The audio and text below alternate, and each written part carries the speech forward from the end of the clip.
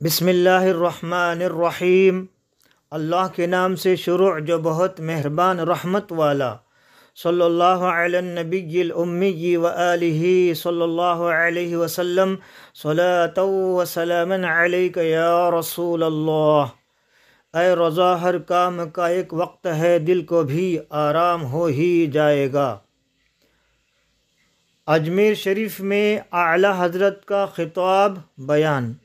اعلیٰ حضرت مجدد دین و ملت کنز الکرامت امام احمد رضا رضی اللہ تعالیٰ عنہ نے متعدد بار یعنی کئی بار اجمیر شریف القدس کا سفر کیا، عرس میں شرکت فرمائی اور بارگاہ غریب نواز میں حاضری کی سعادت سے فیضیاب ہوئے۔ ایام عرس میں سجادہ نشین کی طرف سے ہر سال شاہ جہانی مسجد میں جلسے کا اہتمام ہوتا۔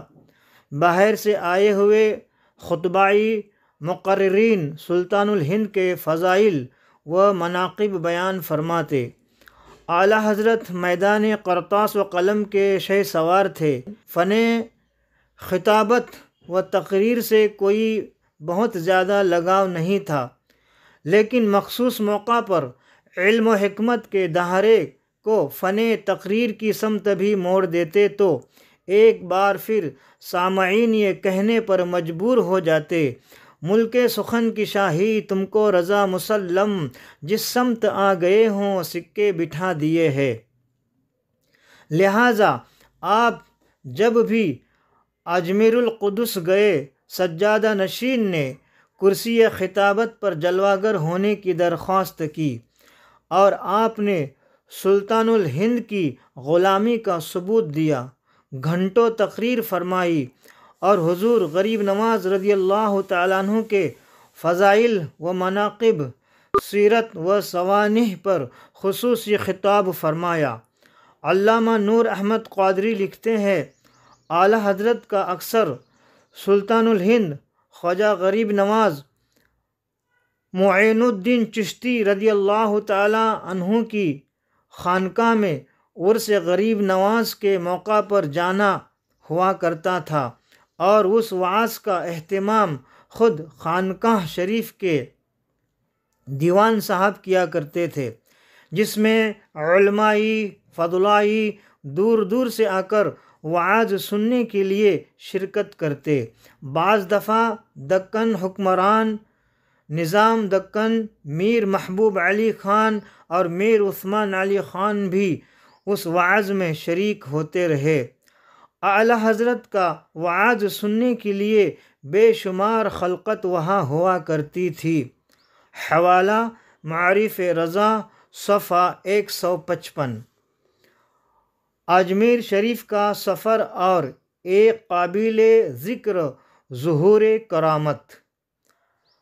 علامہ نور احمد قادری فرماتے ہیں، جب اعلیٰ حضرت بریلی شریف سے اجمیر شریف عرس خواجہ غریب نواز میں حاضری کے لیے جانے لگے تو ان کے ہمراہ 10-11 مریدین بھی تھے۔ انہی میں راقم الحروف کے استاد حضرت مولانا عبد الرحمن قادری جے پوری جو اعلیٰ حضرت کے شاگرد و خلیفہ تھے، دوسرے راقم الحروف کے دادا حاجی عبد القادر رحمۃ اللہ علیہ بھی تھے، بقیہ دوسرے حضرات تھے۔ دہلی سے اجمیر شریف جانے کے لیے BBNCIR ریل چلا کرتی تھی۔ اعلیٰ حضرت جب اپنے ہمراہیوں کے ساتھ یعنی اپنے ساتھیوں کے ساتھ فلسرہ جنکشن اسٹیشن پہنچے تو مغرب کا وقت ہو گیا۔ آپ نے اپنے مریدوں سے فرمایا، نماز مغرب کے لیے پلیٹ فارم ہی پر جماعت کر لی جائے۔ چنانچہ چادریں بچھائی گئے۔ لوگوں میں سے جن کا وضو نہیں تھا انہوں نے تازہ وضو کیا۔ اعلیٰ حضرت باوضو تھے، چونکہ ہر وقت باوضو رہنے کی عادت تھی، لہٰذا امامت کے لیے آگے بڑھے اور فرمایا، آپ سب لوگ پورے اطمینان کے ساتھ نماز ادا کر لے، انشاءاللہ گاڑی اس وقت تک نہیں جائے گی جب تک ہم لوگ پوری نماز نہ ادا کر لے۔ یہ فرما کر آپ نے نماز شروع فرما دی۔ جب نماز کی ایک رکعت پوری ہوئی تو اس درمیان گاڑی کا وقت ہو گیا اور گاڑی نے سیٹی دی۔ پلیٹ فارم پر بکھرے ہوئے لوگ ڈبوں میں سوار ہو گئے، مگر آپ کے ساتھ نماز پڑھنے والے انتہائی سکون و اطمینان کے ساتھ ادائیگی نماز میں مصروف رہے۔ اب گاڑی نے پھر دوسری و تیسری سیٹی دی اور ڈرائیور نے گاڑی بڑھانا چاہا مگر گاڑی آگے نہ بڑھ سکی۔ گاڑی چونکہ میل تھی، 1000 کوشش کے بعد آگے نہ بڑھی تو تمام عملہ پریشان ہونے لگا کہ آخر گاڑی کیوں نہیں بڑھ رہی۔ کسی کی سمجھ میں نہیں آیا۔ انجن کو چیک کرنے کے لیے پیچھے بڑھاتا تو گاڑی پیچھے کی سمت چل پڑتی اور جب آگے چلنا ہوتا تو رک جاتی۔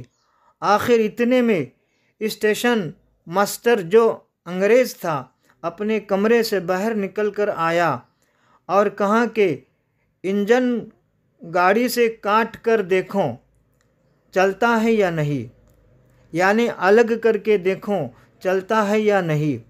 ڈرائیور نے ایسا ہی کیا تو انجن چلنے لگا، اس میں کوئی خرابی نظر نہیں آئی، مگر پھر جو ہی ڈبوں کے ساتھ جوڑا پھر وہی حال۔ اب اور پریشانی بڑھی۔ اسٹیشن ماسٹر نے گارڈ سے پوچھا، حسن اتفاق سے وہ گارڈ مسلمان تھا، وہ وہی کھڑا تھا جہاں نماز ہو رہی تھی۔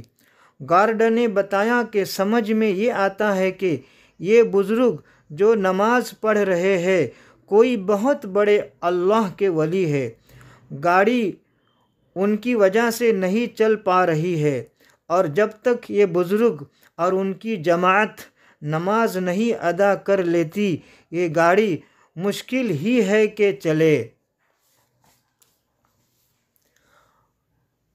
اعلیٰ حضرت عظیم البرکت رضی اللہ تعالی عنہ نے سلام پھیرا اور بآواز بلند درود شریف پڑھ کر دعا میں مصروف ہو گئے۔ جب دعا سے فارغ ہوئے تو انگریز نے بڑھ کر نہایت ادب سے عرض کیا، ذرا جلدی فرمائیے، گاڑی آپ ہی کی انتظار میں کھڑی ہے۔ ارشاد فرمایا، ہم لوگ تھوڑی دیر میں نماز سے فارغ ہو لیں گے، پھر انشاءاللہ گاڑی چلے گی۔ آپ جانتے ہیں کہ یہ نماز کا وقت ہے۔ آپ لوگوں نے جب نماز سے فراغت پا لی اور آ کر گاڑی میں فروکش ہو گئے، یعنی بیٹھ گئے، تو پھر گاڑی چلنے لگی۔ انگریز نے ادب سے سلام کیا، پھر آپ لوگ اجمیر القدس کے لیے روانہ ہو گئے۔ اس کرامت کا انگریز کے دل پر بڑا گہرا اثر ہوا۔ وہ رات بھر سوچتا رہا اور اسلام کی حقانیت اس کے دل میں اپنی جگہ بناتی رہی۔ بالآخر وہ صبح کو اپنی جگہ دوسرے کو مقرر کر کے اپنے پورے گھر والوں کے ساتھ اجمیر القدس کے لیے چل پڑا تاکہ وہاں خواجہ غریب نواز رضی اللہ تعالی عنہ کی بارگاہ میں حاضر ہو کر اعلیٰ حضرت عظیم البرکت کنز الکرامت رضی اللہ تعالی عنہ کے دست مبارک پر یعنی ہاتھ مبارک پر اسلام قبول کرے۔ جب وہ اجمیر شریف پہنچا تو اس وقت درگاہ شریف کے شاہ جہانی مسجد میں اعلیٰ حضرت کا خطاب ہو رہا تھا، یعنی بیان ہو رہا تھا۔ وعظ میں شریک ہوا، بیان سنا، اور جب وعظ ختم ہوا تو قریب پہنچ کر اعلیٰ حضرت عظیم البرکت رضی اللہ تعالی عنہ کے ہاتھوں پر بوسہ دیا اور عرض کیا کہ جب سے آپ فلسرہ اسٹیشن سے ادھر روانہ ہوئے ہیں اسی وقت سے میں بے چین ہوں، سکون نہیں ملتا۔ آخر اپنے افراد خانہ کو لے کر یہاں حاضر ہو گیا ہوں۔ اور اب آپ کے دست اقدس پر اسلام قبول کرنا چاہتا ہوں۔ آپ کی یہ کرامت دیکھ کر اسلام کی صداقت و حقانیت کا مکمل یقین ہو گیا ہے۔ چنانچہ اعلیٰ حضرت عظیم البرکت رضی اللہ تعالی عنہ نے ہزارہا زائرین عرس کے سامنے اس انگریز کو اور اس کے 9 افراد کو کلمہ پڑھا کر اسلام میں داخل فرمایا، نیز اس کو سلسلہ قادریہ میں بیعت بھی فرمایا اور اس کا نام رابرٹ سے بدل کر عبد القادر رکھا اور اس کو اسلام کی تعلیمات سے نوازا۔ حوالہ معارف رضا، صفحہ 156 تا 157۔ توجہ دے۔ نمبر 1، اگر اعلیٰ حضرت کو خواجہ غریب نواز سے محبت نہیں ہوتی تو کثرت سے عرس غریب نواز میں شرکت کیوں کرتے؟ بلا شبہ بار بار شرکت کرنا محبت خواجہ کی نشانی ہے رضی اللہ تعالی عنہما۔ نمبر 2، اعلیٰ حضرت رضی اللہ تعالی عنہ نے اجمیر القدس میں جو متعدد تقریریں فرمائے وہ آج محفوظ نہیں ہے، لیکن بلا شبہ آپ نے سیدنا سرکار غریب نواز رضی اللہ تعالیٰ عنہ کے فضائل و مناقب بیان فرمائے۔ اگر آپ غریب نواز کے مناقب بیان نہیں فرماتے اور آپ کے دل میں ذرا برابر بھی غریب نواز کے تعلق سے بغض ہوتا تو قطعی طور پر متعدد تقریروں کا موقع ہی نہیں دیا جاتا اور حضرت خواجہ کے چاہنے والے قطعی آپ کی کسی مجلس میں شریک نہیں ہوتے۔ یقیناً آپ کی متعدد تقریریں عشق خواجہ کی علامت ہے، یعنی نشانی ہے۔ عرس میں شرکت کے لیے صرف تنہا نہیں جاتے بلکہ اپنے مریدوں اور ماننے والوں کو بھی ساتھ لے جاتے۔ کیا یہ محبت خواجہ کی پہچان نہیں ہے رضی اللہ تعالی عنہ؟ ہم جاتے ہیں غریب نواز کے آستانے پر تو اپنے لیے دعا کرتے ہیں اور واپس آ جاتے ہیں، لیکن اعلیٰ حضرت عظیم البرکت رضی اللہ تعالیٰ عنہ کا اجمیر شریف میں جانا عرس خواجہ کے موقع پر اور دیگر موقع پر بے مثال ہے۔ آپ اجمیر شریف تشریف لے جاتے ہیں تو 9 انگریزوں کو اسلام کی لازوال نعمت سے مالا مال فرماتے ہیں۔